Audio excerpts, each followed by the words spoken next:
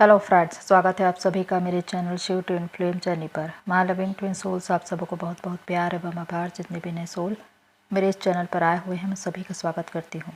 प्रियो, ये message divine feminine के लिए है जो साधनाएं कर रही है, अपनी इस जर्नी में चल रही है। कुछ समय पहले एक डीएफ ने क्वेश्चन किया था कि जब ये जर्नी अनकंडीशनल लव की जर्नी है तो हमारे डीएम अनकंडीशनल लव को क्यों नहीं समझते। तो इस बात पर कि डीएम अनकंडीशनल लव को क्यों नहीं समझते, आज मैं ये वीडियो बना रही हूँ कि आखिर वो कौन सा समय है जब डीएम डीएफ के प्यार को समझ पाते हैं, इस अनकंडीशनल लव को समझ पाते हैं। तो आज कुछ ऐसी बातें मैं इस वीडियो के माध्यम से बताऊंगी जिससे आपको आपके प्रश्नों का उत्तर मिल जाएगा। तो आइए चलिए जानते हैं इसके विषय में। प्रियो, इस जर्नी को प्रेम की दिव्य यात्रा कहा जाता है, ईश्वरीय जर्नी कहा जाता है। और इस जर्नी में आपको इसलिए भेजा जाता है ताकि आप दिव्य प्रेम के संदेश को पूरी दुनिया में फैला सको।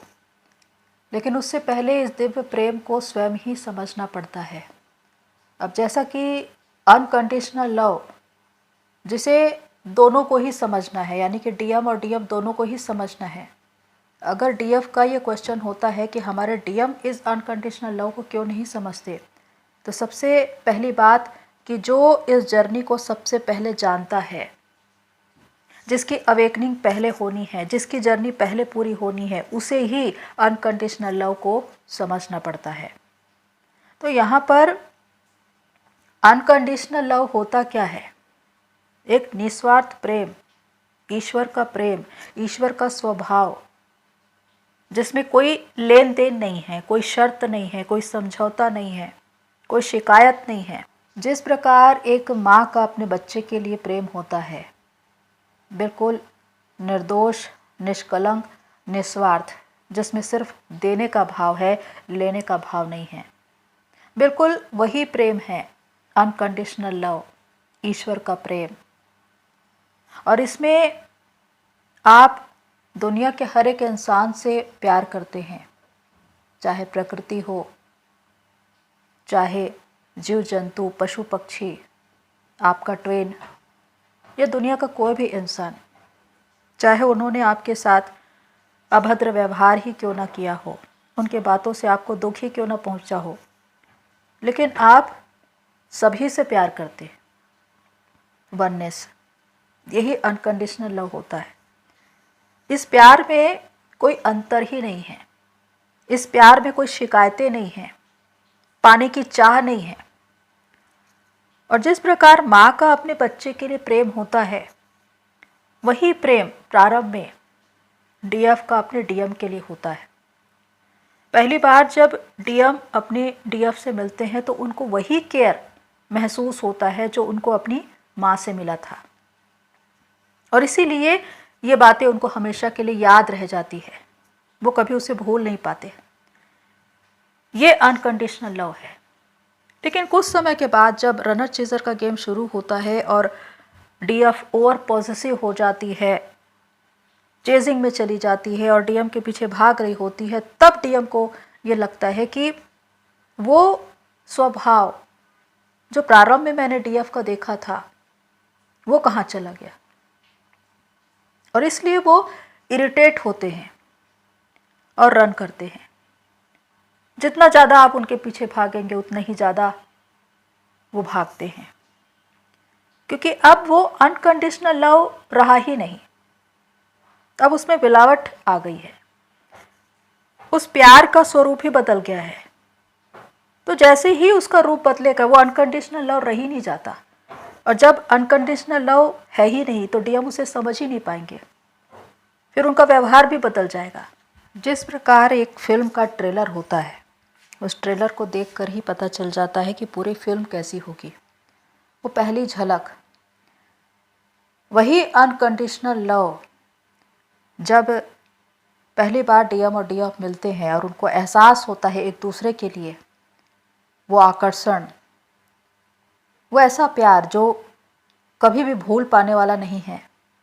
एक दूसरे को देखना, महसूस करना, या उसके साथ रहने की इच्छा, जो बार बार आपको अपनी ओर खींचता है, एक आत्मिक शांति देता है, एक दैवीय उपस्थिति को आपको महसूस कराता है, वो ईश्वर का प्रेम है। और पहली बार डीएम और डीएफ उस ईश्वरी प्रेम से रूबरू हो रहे होते हैं, पहली बार उस प्यार के स्वाद को चख रहे होते हैं। और इसीलिए बाद में जब वो अलग अलग हो जाते हैं, एक दूसरे से दूर हो जाते हैं, तो भी इस प्यार को भूल नहीं पाते, क्योंकि वो ईश्वर के प्रेम की वो पहली झलक थी जिसको पहली बार उन्होंने महसूस किया था। लेकिन अब अलग अलग होने के बाद भी वो इस प्यार को भूल नहीं पा रहे हैं, क्योंकि ईश्वर का प्यार कभी भी भुलाया नहीं जाता। जिस प्रकार कहते हैं ना कि माँ का प्यार ऐसा होता है कि वो इंसान को जिंदगी भर याद रहता है, वैसा ही ईश्वर का प्यार है, वो कभी भी भुलाया नहीं जाता। इसीलिए जब भी डीएम और डीएफ मिलते हैं और उस दैवीय प्रेम को अनुभव करते हैं, चाहे वो दुनिया में कहीं पर भी चले जाए, उसे कभी भी भूल नहीं पाते। इस जर्नी का मतलब ये भी है कि हम अपनी सारी बातों की जिम्मेदारी खुद लें। अगर हम दूसरों को जिम्मेदार ठहरा रहे हैं, जज कर रहे हैं, रिएक्ट कर रहे हैं, ब्लेम कर रहे हैं, तो इसका मतलब कि हमने कभी प्रेम को जाना ही नहीं। तो जब हमने प्रेम को नहीं जाना तो हमारा ट्विन कैसे जानेगा?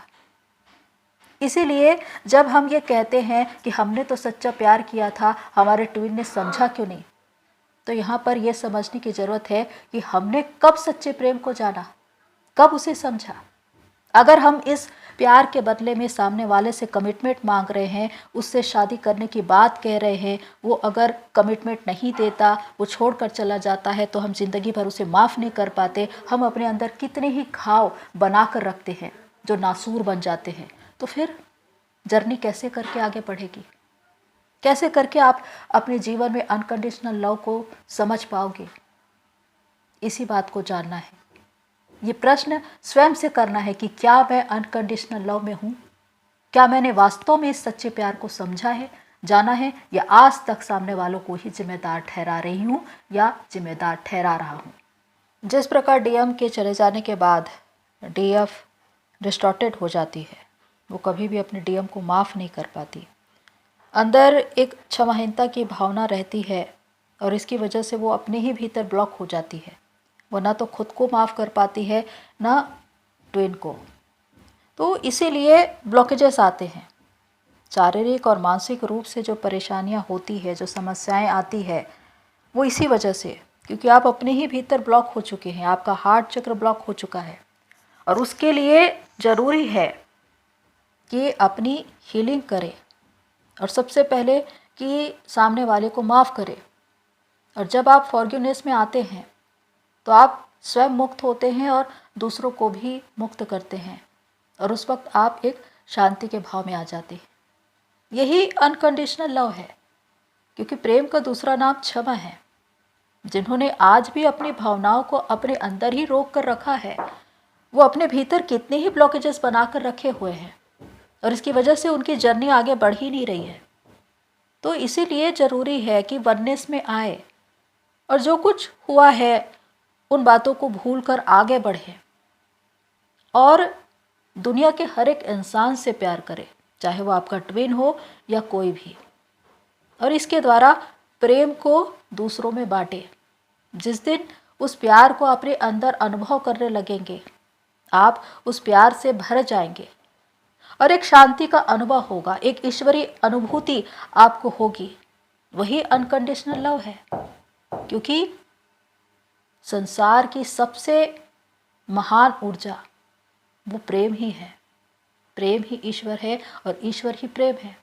तो जब आप प्रेम में होते हैं, अनकंडीशनल लव में होते हैं, तो आप ईश्वर के स्वभाव में होते हैं और आपका ट्विन आपको मिरर करता है। तो जैसे भाव आपके होंगे वैसे ही उनके भी होंगे। इसीलिए जब आप दोनों की एनर्जी इक्वल हो जाती है, आप दोनों ही अनकंडीशनल लव में आ जाते हैं, तो आपका रीयूनियन होता है इस 3D में। लव की जो एनर्जी है एनर्जी चार्ट में, वो 500 होती है, और लो वाइब्रेशन की energy guilt, fear, ego, jealousy, anger, इसमें 20 से 30 तक। तो आप ये समझिए कि जब आप लो वाइब्रेशन में होते हैं, इस भाव में होते हैं, तो आप चेतना के किस स्तर पर होते हैं। इसी वजह से आप किसी भी चीज़ को मैनिफेस्ट नहीं कर पाते, क्योंकि लो वाइब्रेशन की एनर्जी आपके साथ होती है। और जब आप हाई वाइब्रेशन में होते हैं, आप अनकंडीशनल लव में होते हैं, तो लॉ ऑफ अट्रैक्शन आप पर काम करता है, आप अच्छी से अच्छी चीज़ों को मैनिफेस्ट कर पाते हैं। तो यही है अनकंडीशनल लव की ताकत, ईश्वरीय शक्ति। और इसी की वजह से आप अपने ट्विन के साथ रियूनियन में आ पाते हैं, क्योंकि यूनियन से लेकर रियूनियन तक प्रेम ही सर्वोपरि है। इसी ने आपको प्रारंभ में मिलवाया था और आखिर में भी यही आपको मिलवाता है।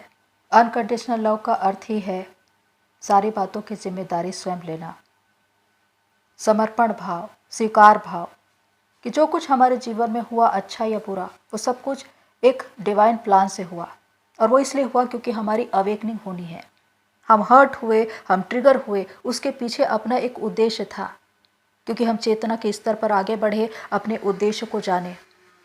पर यही बातें कि अगर हम उन बातों के लिए दूसरों को जिम्मेदार ठहरा रहे हैं, शिकायतें कर रहे हैं, कभी अपनी किस्मत को कोस रहे हैं, कभी डिवाइन को कह रहे हैं, तो इसका मतलब कि हम अभी भी चेतना के स्तर पर बहुत निम्न हैं। हम अनकंडीशनल लव तक, वननेस तक पहुँचे ही नहीं हैं।